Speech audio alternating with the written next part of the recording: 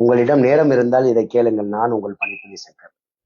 தன்னுடைய மனைவியினுடைய பர்த்டேக்காண்டி கிஃப்ட் பண்ணுவதற்காண்டி ஒரு கணவன் ஒரு காரை பரிசா வாங்கிட்டு வந்தான். வாங்கிட்டு வந்துட்டு அந்த காரை கொண்டு போய் தன்னுடைய மனைவிட்ட கொடுக்கறதுக்காண்டி அதனுடைய சாவியை முதல்ல தன்னுடைய மனைவி கையில கொடுத்தான். கொடுத்துட்டு இது உன்னுடைய பிறந்த நாளுக்காண்டி நான் வாங்கிய பரிசு அப்படின்னு சொன்னோன்னா மனைவிக்கு மிகப்பெரிய சந்தோஷம்.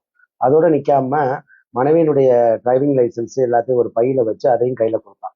கொடுத்துட்டு ஒன்று சொன்னா, நீ வேணா நான் குழந்தைய பாத்துக்கிறேன், நீ வேணா புது கார் எடுத்துட்டு ஒரு டிரைவிங் லாங் ரூட் போயிட்டு வா, எப்படி இருக்குன்னு சொல்லு அப்படின்னு. மனைவிக்கு ஒரே சந்தோஷம். கணவன் வாங்கி கொடுத்த பிரைஸ் எடுத்துக்கிட்டு கார் எடுத்துட்டு போனாங்க. போற வழியில திடீர்னு பார்த்தா எதிர்பாராத விதமா ஒரு மரத்துல முட்டி கார் ஆக்சிடென்ட் ஆயிடுச்சு. அவங்களுக்கு எதுவுமே ஆகல.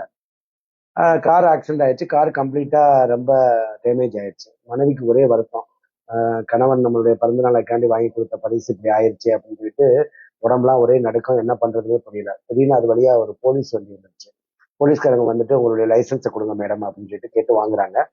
இவங்க கண்ணீர் மழுக அழுது கொண்டே என்ன பண்றாங்க அப்படின்னா, தன்னுடைய கணவன் கொடுத்தாரு இல்லையா பைய, அதுக்குள்ள இருந்து அந்த லைசன்ஸ் எடுக்கிறாங்க. எடுக்கும்போது தன்னுடைய கணவன் கையெழுத்து மாதிரியே ஒரு லெட்டர் ஒண்ணு, சின்னதா ஒரு கடிதம் ஒண்ணு இருக்கு. அதை எடுத்து வாசிக்கிறாங்க.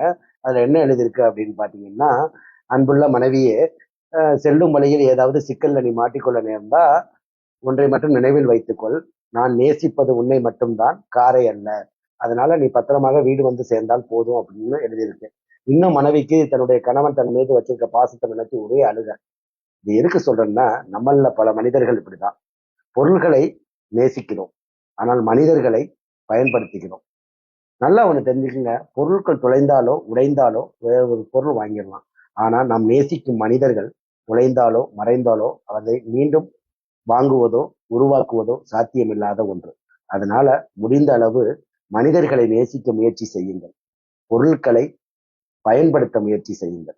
இது போன்ற மீண்டும் ஒரு தகவலோடு உங்களை சந்திக்கிறேன். அதுவரை உங்களிடமிருந்து விடைபெறுவது நான் உங்கள் பணிப்புரை சென்டர். மறக்காம சப்ஸ்கிரைப் பண்ணுங்க. ஓகே, பாய்.